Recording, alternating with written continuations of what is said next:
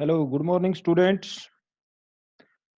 Today we will discuss isomerism in coordination compounds, and we will discuss today structural isomers. Yesterday we have discussed the coordination compounds, कि what are coordination compounds, और उनके बारे में हमने discuss किया what are ligands, central metal ion क्या है, different जो प्रॉपर्टीज हैं कोऑर्डिनेशन कंपाउंड्स की वो हमने डिस्कस की।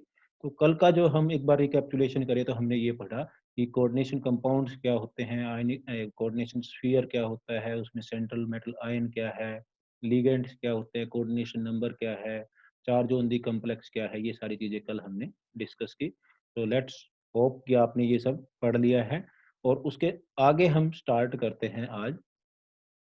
कल हमने यहाँ पे डिस्कस किया कि कोऑर्डिनेशन कंपाउंड्स क्या होते हैं, तो आज हम पढ़ेंगे कि वो कोऑर्डिनेशन कंपाउंड्स में आइसोमेरिज्म क्या है। तो आइसोमेरिज्म इन कोऑर्डिनेशन कंपाउंड्स। तो सबसे पहले हम देखते हैं व्हाट इज आइसोमेरिज्म। तो isomerism is the phenomenon in which more than one coordination compound having the same molecular formula have different physical and chemical properties due to different arrangement of ligands around the central metal atom. यहाँ पे हम सीधा सीधा ये कह सकते हैं कि if one molecular formula represent more than one coordination compounds and properties of those coordination compounds are different, then it is a isomer and the phenomenon is known as isomerism. आपके स्क्रीन पे दो photo आपको दिखाई दे रही है, दो there are to pics, और दोनों को एक बार में देखने से ऐसे लगता है कि दोनों सेम है। इसका मतलब मोलिकुलर फॉर्मूला सेम है, बट जब हम उनका क्लोज इंस्पेक्शन करते हैं तो हमें दिखाई देता है कि दो फोटो अलग अलग हैं। एक पॉलिटिशियन है और दूसरा क्या है, आर्टिस्ट है। इसका मतलब दोनों की हमें एक फर्स्ट इंस्टेंस में क्या लगा कि मोलिकुलर फार्मूला सेम है, बट जब हम उसको क्लोजली इंस्पेक्ट कर रहे हैं कि same molecular formula represents to different structures, और दोनों स्ट्रक्चर्स जो टॉपिक हैं हम यहाँ पे कह सकते हैं कि उनका मोलिकुलर फार्मूला मान लीजिए हम कहें कि एनालॉजी के तौर पे कि सेम है, बट उनकी कैरेक्टरिस्टिक्स क्या है, टोटली डिफरेंट है। एक पॉलिटिशियन है, एक क्या है, आर्टिस्ट है। तो इसी तरह से हम केमिस्ट्री में भी क्या स्टडी करते हैं, आइसोमेरिज्म। आइसोमेरिज्म का मतलब क्या है कि if same molecular formula represents more than two compounds, represent more than two compounds, two और more than two compounds, then properties of these two compounds are different. They may be different in physical property, they may be different in chemical properties, or they may be different in optical properties. Then it is called isomerism. तो इसका मतलब isomerism क्या है और क्यों arise होता है, why different isomers have different property, या हम कहें what is the cause of isomerism, isomerism क्यों अराइज होता है, why the two substances have different properties while they are having same molecular formula. So first one is the difference in the properties is due to the difference in their structure. If the structure is different, then their properties will be different. If the structure is still same, कि हम कहते हैं अगर उनका जो position है कि एक दूसरे के साथ जो अरेंजमेंट है एटम्स का कि वो कहाँ पे अटैच हैं, अगर वो भी सेम है, जिसको हम क्या करें, स्ट्रक्चर, अगर वो भी सेम हो, और अगर उनकी ओरिएंटेशन ऑफ द ग्रुप्स और atoms in the space is different, still then they can show different property. तो दो कारण है, first one is due to the difference in their structure, second if structure is same, still their orientation of the group in the space is different, then they have different property. It means the isomerism is due to the difference in structure or difference in the orientation of groups in the space. और इसी को ध्यान में रखते हुए हम isomerism को क्या कर सकते हैं, दो कैटेगरीज में क्लासिफाई कर सकते हैं। If there is difference in the structure of the two compounds which have same molecular formula, then it is called structural isomer. If their structure is same and the difference in the orientation of the groups is there, then it is called stereoisomerism. Stereo means space. If their orientation in the space is different, if the same molecular formula but different properties, तो हम क्या कहेंगे, वो isomer है। अब isomer दो categories में हमने पढ़े हैं, स्ट्रक्चरल आइसोमर्स और स्टीरियो आइसोमर्स। स्ट्रक्चरल आइसोमर्स में क्या डिफरेंस होगा? There structure is different, it mean the position, जो उनका अटैचमेंट है एक दूसरे एटम से, उनकी पोजीशन डिफरेंट हो सकती है और उनमें कोई डिफरेंस हो सकता है, तो वो क्या होगी? स्ट्रक्चरल आइसोमर होगा। अगर उनकी जो अरेंजमेंट है वो सेम है, फिर भी उनका जो अरेंजमेंट इन स्पेस क्या हो डिफरेंट, तो उसको हम कहेंगे स्टीरियो आइसोमर्स। इसका मतलब जो स्ट्रक्चरल आइसोमर है, this is due to the different properties are due to the difference in the structure, and stereoisomers में जो different properties है, they are because of the difference in the orientation of the atoms or groups in the space. So we want to classify the isomers of coordination compounds. जैसे हमने classify किया था organic compounds में, उसी तरह से हम क्या करेंगे? क्लासीफाई करेंगे इनको coordination compounds के isomers को. So if you want to classify the isomers of coordination compounds, then basically we can classify in two categories: structural isomers and stereoisomers. Structural isomers are those compounds which have same molecular formula but different connectivity, and stereoisomers are those isomers which have same molecular formula, same structure, but the atoms have different connectivities, that is different spatial arrangement. फिर structural isomers जो हैं उनको हम classify कर सकते हैं further categories में, जैसे आयनाइजेशन आइसोमर्स या आयनाइजेशन। अगर आइसोमर्स कह रहे हैं तो वो क्या होंगे? Ionization isomer. अगर आइसोमेरिज्म कह रहे हैं कि उसको क्लासिफाई करें तो वर्ड क्या आ जाएगा? आइसोमेरिज्म। तो अगर हम आइसोमर्स को क्लासिफाई करते हैं तो ionization isomer, hydrate isomers, coordinate isomers, coordination position isomers and linkage isomers, and last one is poly isomers या पॉलीमर आइसोमर्स। या अगर इनका फिनोमिनन को करें तो क्या होगा? Ionization isomerism, hydrate isomerism, coordination isomerism, coordination position isomerism, linkage isomerism और पॉलीमेरिज्म या पॉलीमराइजेशन। तो इस तरह से हम कह सकते हैं कि इनको हम स्ट्रक्चरल आइसोमर्स को क्लासिफाई कर सकते हैं। आगे अगर हम स्टीरियो आइसोमर्स को क्लासिफाई करें तो दो कैटेगरीज होंगी: geometric isomers and optical isomers. तो आज हम स्टडी करेंगे स्ट्रक्चरल आइसोमर्स, और स्ट्रक्चरल आइसोमर्स में भी हम बेसिकली जो इंपॉर्टेंट हैं वो क्या है? Ionization isomers, hydrate isomers, linkage isomers, coordination isomers and polymerization isomers.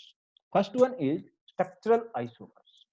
Structural isomers को हम फर्दर क्लासिफाई कर रहे हैं। इसमें फर्स्ट है हमारे पास आयनाइजेशन आइसोमर्स। तो आयनाइजेशन आइसोमर क्या होगा या आयनाइजेशन आइसोमेरिज्म क्या होगा? अब हम कहते हैं कि हमारे पास कोई भी कंपाउंड है, उसको हमने लिख लिया, उसमें क्या होगा? एक कोऑर्डिनेशन स्फीयर होगा और एक क्या होगा? आयनिक स्फीयर। जो इस स्क्वायर ब्रैकेट के अंदर लिखा हुआ होता है उसको हम क्या कहते हैं? कोऑर्डिनेशन स्फीयर, या उसको कहते हैं कोऑर्डिनेशन कॉम्प्लेक्स। और उसके बाहर जो लिखा हुआ होता है उसको कहते हैं आयनिक स्फीयर, या उसको क्या कहेंगे? जो आयनाइजेबल आयन है।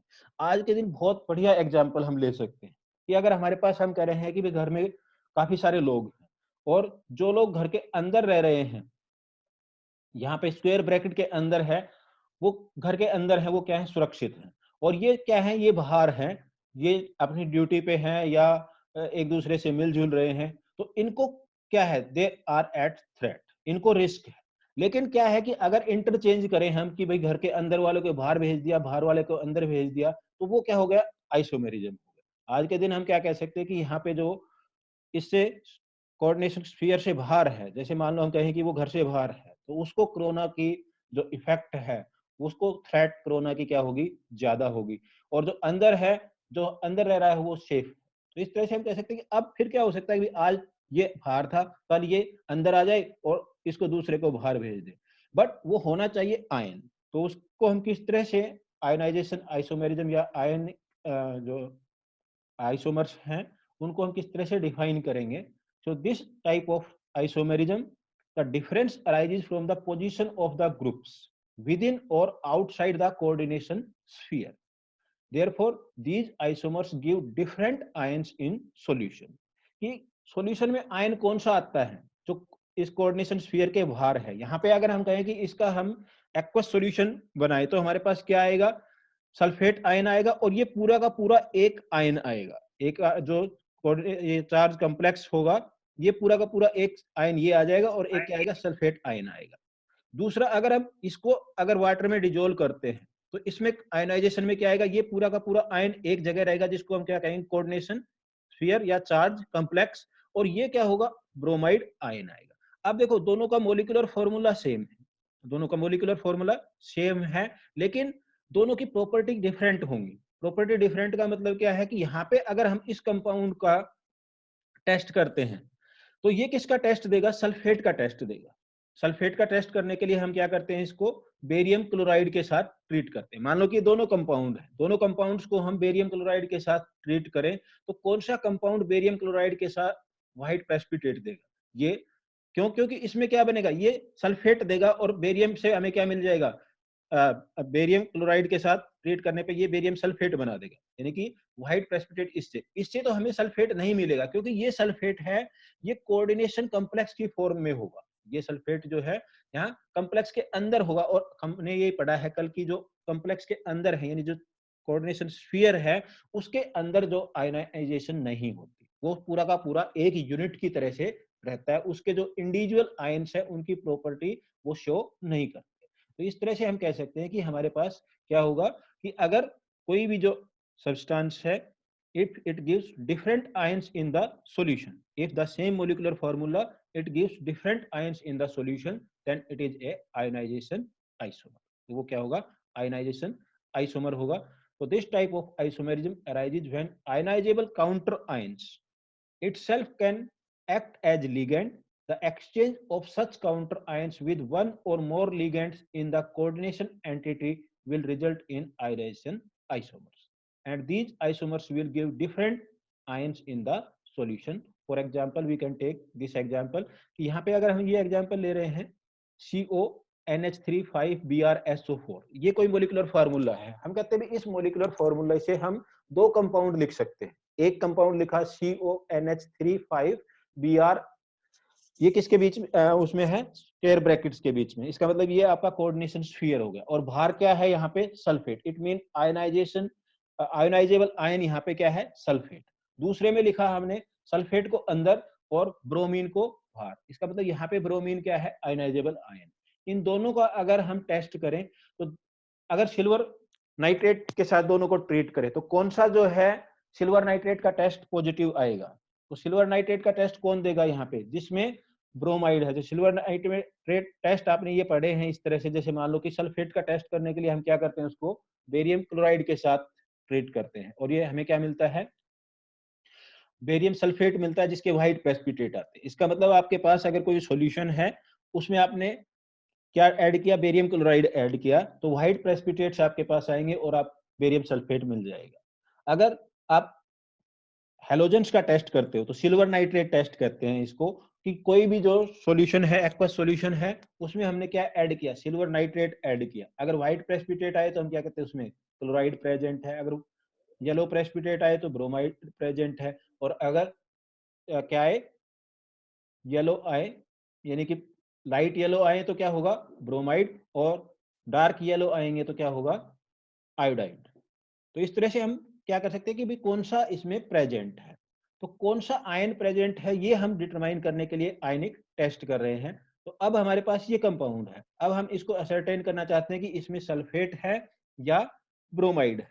तो अगर हम क्या करते हैं, इसके दो टेस्ट करेंगे, एक क्या करेंगे सिल्वर नाइट्रेट टेस्ट, दूसरा क्या करेंगे बेरियम क्लोराइड टेस्ट। तो दोनों में से एक कंपाउंड क्या देगा, सल्फेट का टेस्ट देगा, इसका मतलब बेरियम क्लोराइड का टेस्ट देगा। बेरियम क्लोराइड के साथ जो व्हाइट प्रेसिपिटेट देगा हम कहेंगे कि उसमें तो क्या है, सल्फेट आउटसाइड द आयनिक, ये जो कोऑर्डिनेशन स्फीयर यानी कि आयनिक स्फीयर में आयनाइजेशन, किस आयनाइजेबल आयन क्या होगा, सल्फेट। और अगर हम कहते हैं कि हम सिल्वर नाइट्रेट का टेस्ट करते हैं तो ये क्या होगा, सिल्वर नाइट्रेट का टेस्ट नेगेटिव देगा। क्यों, क्योंकि इसमें ब्रोमीन जो है अंदर है कोऑर्डिनेशन स्फीयर के अंदर, और वो क्या होगा, ब्रोमाइड की फॉर्म में प्रेजेंट नहीं हो सकता, वो ब्रोमाइड का जो टेस्ट है वो नेगेटिव आएगा। और इसके लिए ब्रोमाइड का टेस्ट पॉजिटिव आएगा। क्यों, क्योंकि ये आयनाइजेबल ब्रोमाइड है।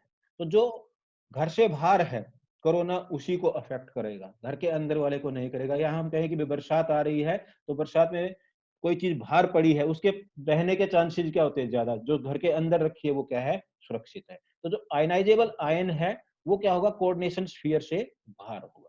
तो अब अगर कोऑर्डिनेशन स्फीयर के अंदर और कोऑर्डिनेशन स्फीयर के बाहर आयंस को हम एक्सचेंज कर दें तो then it is called ionization isomer. यहाँ पे अगर हम एक्सचेंज करते हैं तो मान लो ये कंपाउंड है, इसका ये मोलिकुलर फार्मूला है, इससे हम दो कंपाउंड देख सकते हैं, एक में आयोडीन अंदर है सल्फेट बाहर है, दूसरे में सल्फेट अंदर है आयोडीन क्या है बाहर है। तो इस तरह से हम कह सकते हैं कि these are the isomers which gives different ions in the solution, which gives different ions in the solution। और एग्जांपल हम ले सकते हैं कि जैसे मान लो कि यहाँ पे ये एग्जांपल है chromium, tetraammine, chloro, bromo and nitro. ये इसको हम दूसरे फॉर्म में लिखना चाहते हैं तो यहाँ पे देखो नाइट्रो बाहर है और यहाँ पे क्या कर सकते हैं ब्रोमो बाहर है, तो इसका मतलब यहाँ पे ब्रोमाइड आयन जो है ये अपना कैरेक्टरिस्टिक शो करेगा और यहाँ पे नाइट्रो आयन जो है वो अपनी कैरेक्टरिस्टिक शो करेगा। अगर हम ये एग्जांपल लें तो यहाँ पे क्या है, दो ब्रोमीन है और एक क्लोरीन है, तो यहाँ पे दोनों ब्रोमीन अंदर है और क्लोरीन क्या है कोऑर्डिनेशन स्फीयर के बाहर है, तो ये क्लोराइड का टेस्ट देगा। और ये जो है ये किसका टेस्ट देगा, यहाँ पे अब ब्रोमीन बाहर है तो इसका मतलब ये ब्रोमीन का टेस्ट देगा, ब्रोमाइड का टेस्ट देगा। तो इस तरह से हम क्या कह सकते हैं कि कौन सा कंपाउंड आयनाइजेशन शो करेगा। आयनाइजेशन के लिए कंडीशन क्या है कि वो आयनिक फॉर्म में प्रेजेंट होना चाहिए।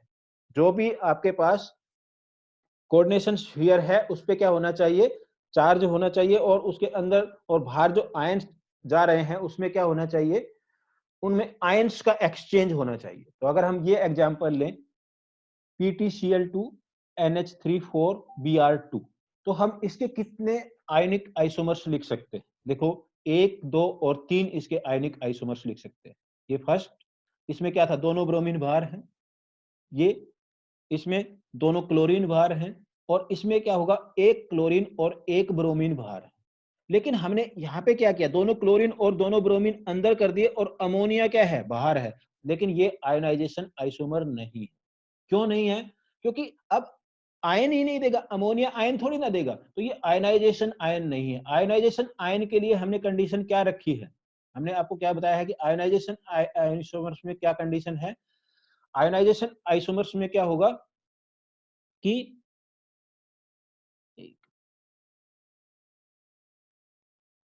आयनाइजेशन आयंस में कंडीशन क्या है, number of ions and type of ions are different. या तो नंबर ऑफ आयन डिफरेंट होंगे कि मान लो कि हम कहते हैं एक में एक आयन बनता है दूसरे में दो आयन बन रहे हैं, तो वो क्या हो गया नंबर ऑफ आयंस डिफरेंट हो गया, नेचर सेम है। या क्या होगा टाइप ऑफ आयन डिफरेंट होगी कि एक में क्लोराइड आयन बन रहा है दूसरे में ब्रोमाइड आयन बन रहा है, या एक में सल्फेट आयन बन रहा है दूसरे में नाइट्रो, तो दोनों में एक एक ही था। लेकिन क्या है अब क्या है कि आयनाइजेशन आइसोमर्स में कंडीशन ध्यान से दोबारा से सुन लो कि या तो नंबर ऑफ आयंस डिफरेंट होंगे या क्या होंगे टाइप ऑफ आयन डिफरेंट होंगे। हम इस एग्जांपल में दोनों चीजें क्लियर कर रहे हैं। यहाँ पे देखो अगर हम कहते हैं कि ये कंपाउंड है, ये मोलिकुलर फार्मूला है किसी कंपाउंड का PtCl2Br2 अमोनिया, अब हम इससे कितने कंपाउंड लिख सकते हैं, इससे डिफरेंट आइसोमर्स लिख सकते हैं हम, ये हमने मान लो 4 आइसोमर लिख दिए। अब हम कहते हैं कि इसमें से आयनाइजेशन आइसोमर्स कौन से होंगे, आइसोमर्स तो ये सारे हैं लेकिन हम उनको आयनाइजेशन आइसोमर कहेंगे कि नहीं कहेंगे। देखो यहाँ पे पहले वाले में और दूसरे वाले में हम देखते हैं ये और ये, इसमें दो ब्रोमीन इसमें दो क्लोरीन, इसका मतलब नंबर ऑफ आयनाइजेबल आयंस तो क्या है सेम है, लेकिन नेचर ऑफ आयन क्या हो गई डिफरेंट। यहाँ पे ब्रोमीन आयन आएंगे दो, यहाँ पे यहाँ पे दो ब्रोमाइड आयन आएंगे, यहाँ पे दो क्लोराइड आयन आएंगे। इसका मतलब नंबर ऑफ आयंस तो सेम है बट क्या है nature of ion type of ion different हो गया। इसका और इसका एग्जांपल ले तो क्या होगा सेकंड और थर्ड में यहाँ पे भी दो आयन है यहाँ पे भी दो आयन है, लेकिन यहाँ पे दोनों आयन किसके होंगे क्लोराइड के आयन होंगे और यहाँ पे दोनों आयन क्या होंगे एक ब्रोमाइड का होगा एक क्लोराइड का। इसका मतलब टाइप ऑफ आयन यहाँ पे भी क्या हो गया डिफरेंट हो गया। तो इसमें हम क्या कह रहे हैं यहाँ पे कोई आयन बनेगा ही नहीं बाहर, जब ये इसको और इसको कंपेयर करें तो इसमें तो आयन बन रहे हैं, इसमें कोई आयन ही नहीं बनेगा। क्यों, क्योंकि इसके बाहर जो कोऑर्डिनेशन स्फीयर के बाहर है वो न्यूट्रल मॉलिक्यूल है, तो ये आयनिक आइसोमर नहीं होगा। तो it should be noted clear. फिर हम एक एग्जांपल लेते हैं कि if it is a problem A and B are two ionization isomers of this given formula। ये कंपाउंड आपको दिया COBr NH35SO4। Isomer A gives white precipitate with barium chloride and B gives yellow precipitates with silver nitrate. Identify the isomers. Identify the isomers or write the possible isomers. कि इसके possible isomers आप लिखो तो आप इसको कैसे करोगे? सबसे पहले हम क्या करेंगे कि ये जो कंपाउंड है COBr NH3 5SO4 इसके पॉसिबल आइसोमर्स लिखेंगे. इसके पॉसिबल आइसोमर्स लिखेंगे. सबसे पहला आइसोमर हम लिख सकते हैं CO NH3 5Br और सल्फेट हमने क्या ले लिया? भार ले लिया. सल्फेट हमने क्या ले लिया? भार ले लिया. दूसरा हम सल्फेट को अंदर ले गए और ब्रोमीन को हमने बाहर लिख दिया. और तीसरा क्या हो सकता है जिसमें अमोनिया को हम बाहर ले जाएं. अमोनिया को हम क्या ले जाएं? बाहर ले जाएं. एक अमोनिया बाहर ले जाएंगे. लेकिन जैसे ही हम अमोनिया बाहर ले जाएंगे तो वो आयन नहीं देगा, तो वो हम नहीं लिखेंगे क्योंकि हम आयनाइजेशन आइसोमर्स लिख रहा है. वो क्या है? A and B are two ionization isomers. तो आयनाइजेशन आइसोमर्स हम लिखना चाहते हैं तो अमोनिया को बाहर लिखेंगे तो वो क्या होगा? न्यूट्रल. और वो आयनाइजेशन आइसोमर दे ही नहीं सकता. इसका मतलब न्यूट्रल वाले को नहीं लेना है. वो आइसोमर तो होगा. अगर आप इसको अमोनिया को भी बाहर लिख लो, इसकी बजाय यहाँ पे अमोनिया लिख लो और सल्फेट को अंदर लिख लो तो वो आइसोमर होगा definitely, no problem. But that will not be ionization isomer. That will not be isomer. तो इसका मतलब आयनाइजेशन आइसोमर तभी होगा अगर बाहर उसमें आयन प्रेजेंट है. उसमें क्या है? बाहर आयन प्रेजेंट है और फिर वो दूसरे कंपाउंड के साथ उसका आइसोमर है, then it will be ionic isomer. तो यहाँ पे हम दो कंपाउंड लिख सकते हैं. अब हमें आइडेंटिफाई करना है. हम कहते हैं फिर उनको आइडेंटिफाई करने के लिए हम क्या कहेंगे? ए gives white precipitates with barium chloride. barium chloride के साथ white precipitate कौन देता है? हमें पता है सल्फेट ग्रुप. तो हम कहेंगे कि ये फर्स्ट वाला जो है हमारा क्या होगा? This will be the compound A. And B gives yellow precipitate with silver nitrate. silver nitrate के साथ yellow precipitate कौन देगा? ब्रोमाइड. तो इस तरह से हम क्या कर सकते हैं? उनको आइडेंटिफाई कर सकते हैं. ये हमारे पास ये कंपाउंड था और उसको हमने क्या किया? इस तरह से ट्रीट किया बेरियम क्लोराइड के साथ. बेरियम क्लोराइड के साथ ट्रीट किया तो हमें पता है बेरियम सल्फेट मिलेगा, व्हाइट प्रेसिपिटेट. इसका मतलब इसमें सल्फेट क्या है? आउटसाइड द कोऑर्डिनेशन स्फीयर है. अगर हम कहते हैं हमें सिल्वर नाइट्रेट के साथ ट्रीट करने पे सिल्वर ब्रोमाइड मिला जिसका येलो प्रेसिपिटेट है, तो हमें पता है ब्रोमाइड का टेस्ट आएगा पॉजिटिव जब ब्रोमाइड बाहर. और ये दोनों आपस में क्या है? आयनिक आइसोमर्स हैं, या इनको कहेंगे ionization isomers. These are ionization isomers and this phenomenon is known as ionization isomer. Second type जो है हमारे पास स्ट्रक्चरल आइसोमर्स में है हाइड्रेट आइसोमेरिज्म. हाइड्रेट आइसोमेरिज्म में और आयनिक आइसोमेरिज्म में कोई डिफरेंस नहीं है. ये मान सकते हो कि hydrate isomerism is a special case of ionic isomerism. सिर्फ कंडीशन एक हटा देनी है कि आयन बने या ना बने. आयन बने या ना बने, सिर्फ किसको देखना है यहाँ पे? हाइड्रेट. हाइड्रेट का मतलब वाटर मोलिक्यूल. ये वाटर मोलिक्यूल के number, if the number of water molecules inside the sphere and outside the coordination sphere is different in two isomers, then it is called a ionization isomers. तो ionization isomers का मतलब क्या है? if the number of water molecules, if the number of water molecule inside the coordination sphere and outside the coordination sphere is different in two isomers, then it is called the hydrate isomers. इसका मतलब यहाँ पे क्या है कि water can perform two functions. Water can act like a ligand और water can act as water of crystallisation. कि अगर हम यहाँ पे ये एग्जांपल देखें, ये हमारे पास कोई मोलिकुलर फार्मूला है CrH2O6Cl3. तो अगर हम इसको दो तरह से लिख सकते हैं या और भी ज्यादा तरह से भी लिख सकते हैं, जिसमें अब हम कहें कि यहाँ पे हमारे पास ये लिखा CrH2O6, अंदर वाटर मॉलिक्यूल कितने हैं? 6, बाहर कोई नहीं है. फिर हमने दूसरे में लिख दिया H2O5Cl और एक H2O को हम बाहर ले गए. इसमें क्या है? ये जो H2O है ये किस फॉर्म में है? वाटर ऑफ क्रिस्टलाइजेशन की फॉर्म में. ये किसकी फॉर्म में है? वाटर ऑफ क्रिस्टलाइजेशन की फॉर्म में. और यहाँ पे ये जो वाटर है H2O, ये क्या है? लिगेंड की फॉर्म में. यहाँ पे it act as a ligand. तो यहाँ पे ये पूरा का पूरा एक यूनिट है, इसकी अपनी अलग प्रॉपर्टी है, कैरेक्टरिस्टिक प्रॉपर्टी है. बट इसमें क्रोमियम और वाटर की प्रॉपर्टी ये अलग अलग शो नहीं करेगा. यहाँ पे हम कहेंगे कि ये वाटर अपनी कैरेक्टरिस्टिक प्रॉपर्टी शो करेगा. इसका मतलब यहाँ पे अगर हम इसको H2SO4 के साथ रिएक्ट करवाएं तो ये वाटर का यहाँ से लॉस हो जाएगा. इसको अगर H2SO4 के साथ रिएक्ट करवाएं तो वाटर का लॉस नहीं होगा. तो यहाँ पे ये किसका काम कर रहा है, ये इसका मतलब this is inside the coordination sphere and this is outside the coordination sphere.